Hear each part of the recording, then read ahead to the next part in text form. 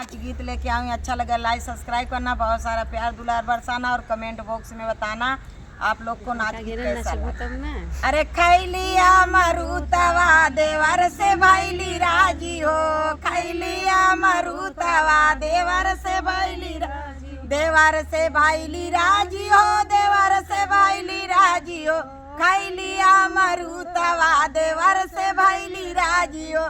सोनावा के थाली में जेवना बनाए, अरे सोनावा के थाली में जेवना बनाए, अरे जेवना न जेवई राम देवर से भैली राजी हो, जेवना न जेवई राम देवर से भैली राजी हो। खैलिया मरुतवा देवर से भैली राजी हो, खैलिया मरुतवा देवर से भैली राजी हो।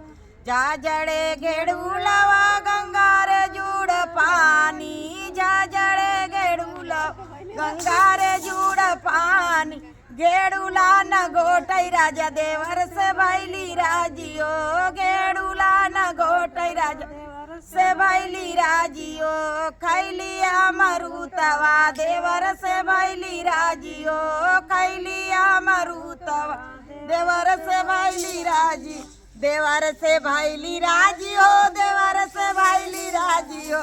खैलिया मरुतवा देवर से भैली राजी हो।